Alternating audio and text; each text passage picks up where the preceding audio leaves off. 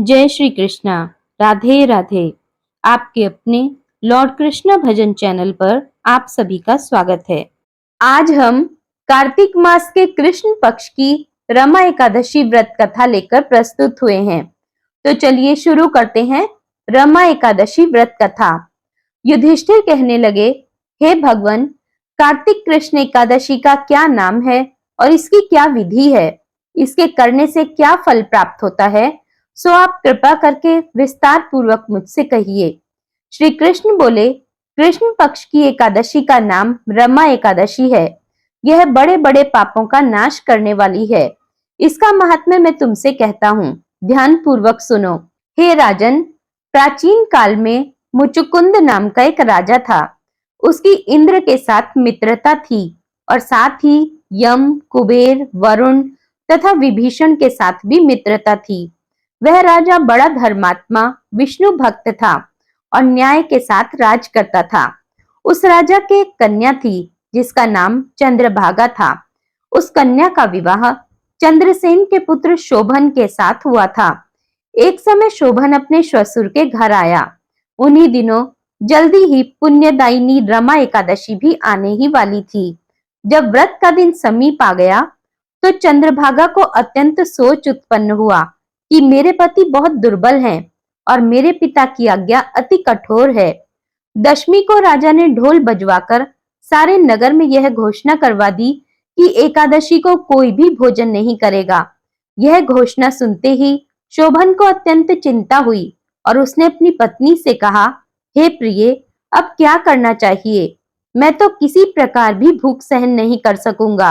तुम ऐसा उपाय बतलाओ कि जिससे मेरे प्राण बच सकें, अन्यथा मेरे प्राण अवश्य चले जाएंगे।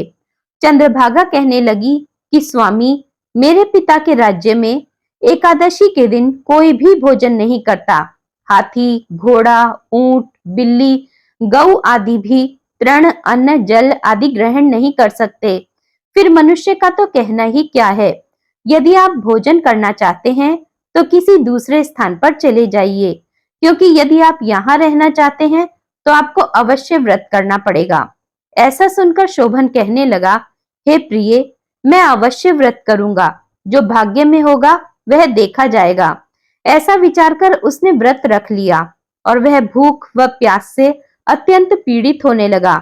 जब सूर्य नारायण अस्त हो गए और रात्रि को जागरण का समय आया, जो वैष्णवों को अत्यंत हर्ष देने वाला था, परंतु शोभन को अत्यंत दुखदायी हुआ। प्रातः काल होते शोभन के प्राण निकल गए। तब राजा ने सुगंधित काष्ठ से उसका दाह संस्कार कराया, परंतु चंद्रभागा ने अपने पिता की आज्ञा से अपने शरीर को दग्ध नहीं किया और शोभन की अंत्येष्टि क्रिया करने के पश्चात अपने पिता के घर में ही रहने लगी। रमा एकादशी के प्रभाव से शोभन को मंदराचल पर्वत पर धन धान्य से युक्त तथा शत्रुओं से रहित एक सुंदर देवपुर प्राप्त हुआ।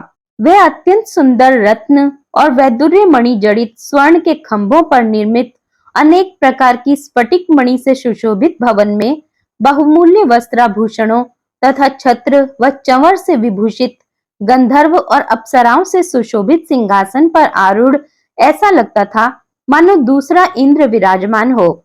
एक समय मुचुकुंद के नगर में रहने वाला सोम शर्मा नाम का ब्राह्मण तीर्थ यात्रा करता हुआ घूमता घूमता उधर जा निकला और उसने शोभन को पहचान कर कि यह तो राजा का जमाई शोभन है, उसके निकट गया। शोभन भी उसको पहचान कर अपने आसन से उठकर उसके पास आया और प्रणाम आदि करके कुशल क्षेम पूछी। ब्राह्मण ने कहा कि राजा मुचुकुंद और आपकी पत्नी चंद्रभागा कुशल से हैं।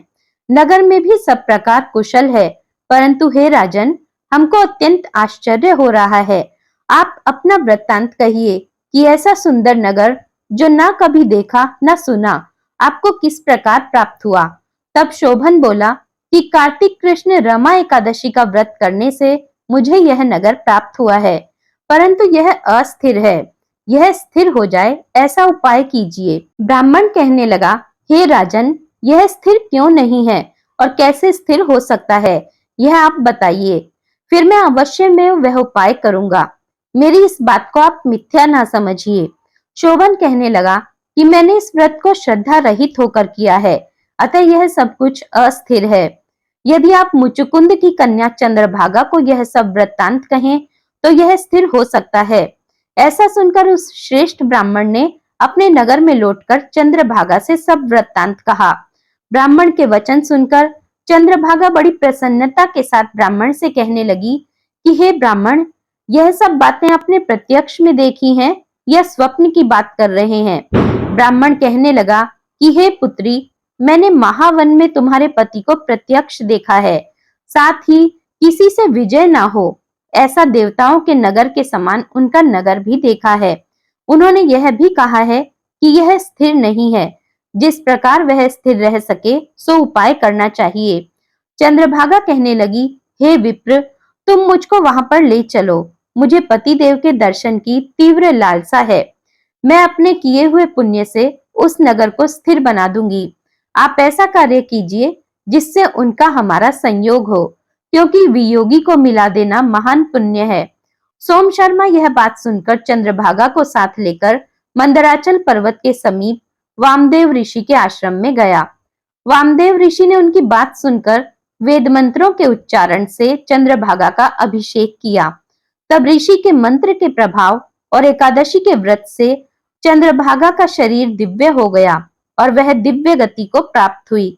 इसके बाद वह बड़ी प्रसन्नता के साथ अपने पति के समीप गई। अपनी प्रिय पत्नी को आते देखकर शोभन अत्यंत प्रसन्न हुआ और उसको बुलाकर अपनी बाईं तरफ बिठाया। चंद्रभागा कहने लगी कि हे प्राणनाथ, आप मेरे पुण्य को ग्रहण कीजिए। अपने पिता के घर में जब मैं 8 वर्ष की थी, तब से विधि पूर्वक एकादशी के व्रत को श्रद्धा पूर्वक करती आ रही हूँ। इस पुण्य के प्रताप से आपका यह नगर स्थिर हो जाएगा तथा समस्त कार्य पूर्ण होकर प्रलय के अंत तक रहेगा। इस प्रकार चंद्रभागा दिव्य रूप धारण कर तथा दिव्य आभूषणों और वस्त्रों से सुसज्जित होकर अपने पति के साथ रहने लगी। हे राजन, यह मैंने रमा एकादशी का महात्म्य कहा है। जो मनुष्य इस व्रत को करते हैं उनके ब्रह्म हत्यादि समस्त पाप नष्ट हो जाते हैं। कृष्ण पक्ष और शुक्ल पक्ष दोनों की एकादशी समान है, इनमें कोई भेदभाव नहीं है। जो दोनों एकादशी का महात्म्य पढ़ते अथवा सुनते हैं वे समस्त पापों से छूटकर विष्णु लोक को प्राप्त होते हैं। इस प्रकार रमा एकादशी व्रत कथा समाप्त हुई। जय श्री कृष्ण। राधे राधे। जय लक्ष्मी नारायण।